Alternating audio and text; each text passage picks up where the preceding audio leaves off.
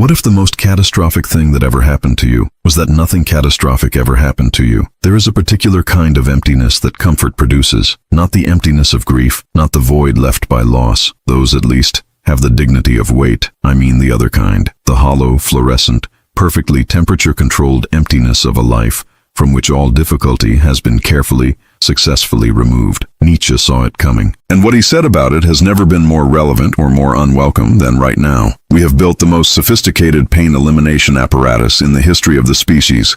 Therapy, pharmacology, algorithmic entertainment, engineered to ensure you are never truly alone with your own mind for longer than you can tolerate. And it is working. By almost every measurable standard, we are the least suffering humans who have ever drawn breath on this planet. Nietzsche thought that was a catastrophe, not metaphorically, not provocatively, with full philosophical seriousness and a precision that most people who quote him have never bothered to encounter. Because his argument wasn't about glorifying pain, it wasn't the cheap sermon of the Stoic or the masochist, it was something far colder, far more structurally precise, and far more difficult to dismiss once you've actually understood it. He believed that the human being who successfully removes all friction from their life doesn't find peace on the other side. They find something worse than suffering. They find the last man. And I suspect, if you're honest with yourself, you already know something about what that means. The question Nietzsche is really asking, the one that cuts beneath the comfort and the noise, is not whether you are suffering,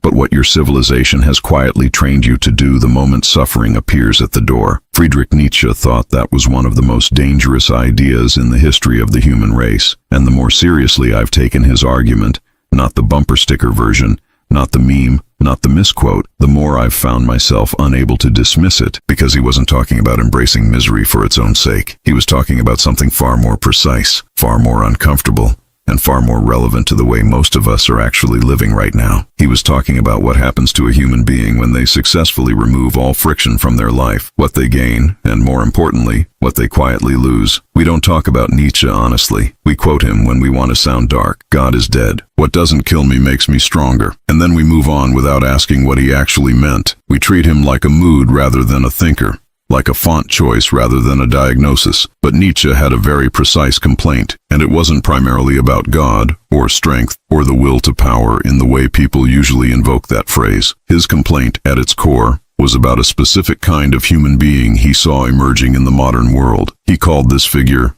the last man. The last man is not stupid. He is not cruel. He is not even particularly unhappy. He is, in fact, the most comfortable human being who has ever existed. He has warmth when it is cold. He has food when he is hungry. He has entertainment when he is bored. He has medication when he is sad.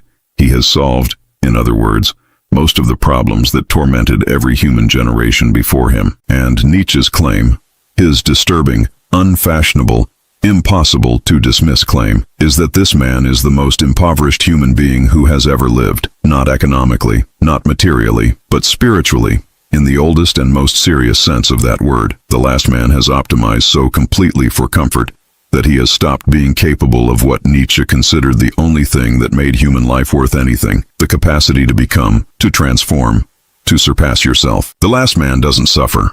He also doesn't create anything that will last. He doesn't love with full intensity. He doesn't risk anything that cannot be recovered. He exists in a kind of permanent, pleasant, total mediocrity. And Nietzsche thought that this, not poverty, not violence, not even death, was the real tragedy of the modern age. Now, before you dismiss this as the romanticization of pain, before you reach for the objection that suffering is obviously bad, and we should obviously try to reduce it, I want to ask you to sit with a different question for a moment. Think about the most important things you have ever learned. Not the information, not the historical dates or the mathematical formulas, but the things that actually changed how you move through the world. The things that altered what you want, what you fear, what you value, who you are. How many of those things did you learn in comfort? I'm not asking rhetorically. I'm asking genuinely. Because when I look at my own life, and when I look at the lives of almost everyone I've found genuinely admirable, the pattern is consistent. The things that mattered most were learned in difficulty, in grief, in failure, in humiliation, in the slow and terrible recognition that something I believed was simply wrong. Nietzsche had a concept for this.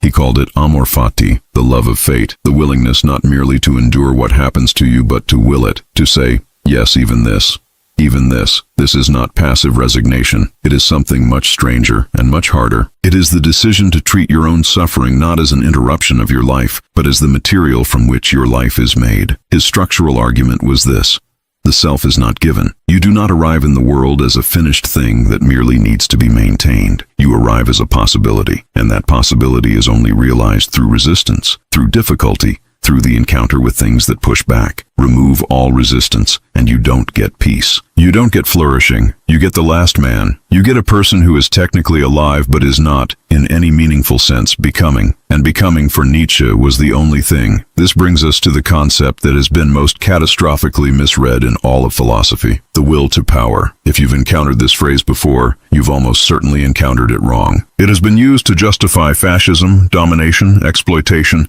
and the kind of aggressive self-assertion that Nietzsche would have found not powerful but pathetic. His sister Elizabeth, who was by most accounts a genuinely terrible person, edited his unpublished manuscripts after his death and shaped them in ways that made him sound like a proto-fascist. The Nazis loved her version of Nietzsche. Nietzsche himself, had he been lucid enough to respond, would have been appalled. The will to power is not the desire to dominate other people. It is not ambition in the conventional sense. It is something at once simpler and more demanding. It is the fundamental drive of all living things toward growth, toward the expansion of their capacities, toward the overcoming of their own current limitations. A tree's will to power is reaching toward light. An athlete's will to power is running until the run becomes easier than it was. An artist's will to power is making the thing that was previously beyond them. And a human being's will to power, in the fullest sense, is the ongoing project of becoming more than you currently are, not more than other people, more than yourself. Here's what this means for suffering. If growth requires resistance and the will to power is the drive toward growth, then suffering, the right kind, encountered in the right way, is not the enemy of the will to power. It is its condition. It is the friction without which the engine cannot turn. Nietzsche wasn't saying, seek out pain. He was saying, don't flee from it reflexively. Don't organize your entire existence around its avoidance, because the life organized around the avoidance of pain is a life that has also quietly avoided everything that would have made it worth living. I want to pause here and take seriously the objection that I know is forming, because this argument can be, and has been, used badly. There is a version of suffering builds character that is just the rationalization of cruelty. The abuser who insists he is making his child stronger. The employer who calls exploitation an opportunity. The culture that tells traumatized people to simply endure, to toughen up, to stop complaining about things that are genuinely worth complaining about. Nietzsche's argument is not that argument. He was not talking about suffering imposed on you by others. He was not talking about poverty or abuse or illness or grief as things to be celebrated or left untreated. He was a philologist, a philosopher, a man who spent most of his adult life in extraordinary physical pain, from migraines, from failing eyesight, and he did not romanticize suffering in the way his popular reputation suggests. What he was talking about is something much more specific: the voluntary removal of all friction from life, the cultural allergy not just to pain, but to difficulty, the way modern comfort culture has pathologized not just trauma, but challenge, not just injury, but discomfort, not just crisis, but the ordinary hard work of becoming someone. There is a difference, a profound and important difference, between the suffering that breaks a person and the suffering that builds one. Nietzsche's entire philosophical project lives in that distinction. And the question he is really asking you is not, do you suffer? Of course you suffer. Everyone suffers. The question is, what are you doing with it? Are you letting it make you? Or are you spending all your energy making sure it cannot reach you? Nietzsche had a thought experiment. He called it the eternal recurrence, and it is one of the strangest and most powerful ideas in the history of philosophy. Imagine, he said, that you are visited by a demon in your loneliest moment, and the demon tells you this: the life you are living, every joy, every suffering, every moment of boredom, every humiliation, every ecstasy, you will have to live it again and again and again, infinitely, exactly as it is, not approximately, exactly. The question is not whether this is literally true. It almost certainly isn't. The question is what it does to you when you take it seriously. If your first response is despair, if the thought of living your life again fills you with horror, Nietzsche thinks that tells you something. It tells you that you are not living in a way you have fully chosen, that you are enduring your life rather than inhabiting it, that something has gone wrong.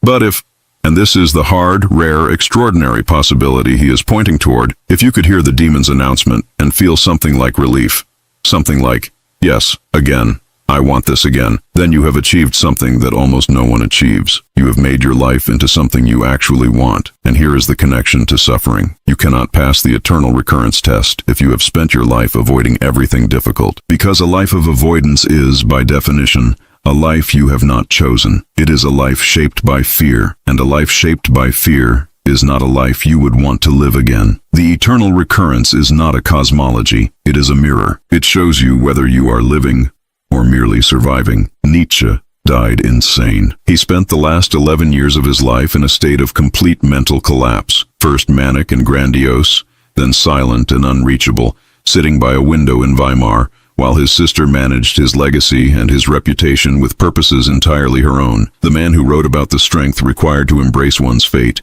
ended his days unable to recognize the faces of people he had loved. The man who argued that suffering, properly metabolized, produces greatness, spent his final decade in a state beyond the reach of any philosophy at all. I find this deeply uncomfortable. I don't think it refutes him. The quality of an argument does not depend on whether the arguer lived out its conclusion successfully, but I think it asks something of us as readers. It asks us not to take Nietzsche as a how-to manual, not to turn his ideas into a performance of toughness, or a justification for refusing help when help is what's needed. What his work asks, at its most honest, is a single question. Not, are you suffering? But, are you awake inside your suffering? Are you present to what it is asking of you? Are you letting it do the work it is capable of doing? Or are you running from it so effectively that you have also run from the life it was trying to build? He didn't give answers. He gave mirrors. And the mirror he held up, this strange, difficult, brilliant, broken man, reflects something that I think most of us recognize the moment we look into it honestly. We are more comfortable than any humans who have ever lived, and we are not sure it is working. That discomfort is worth sitting with. It might, if Nietzsche was right, be exactly where things begin.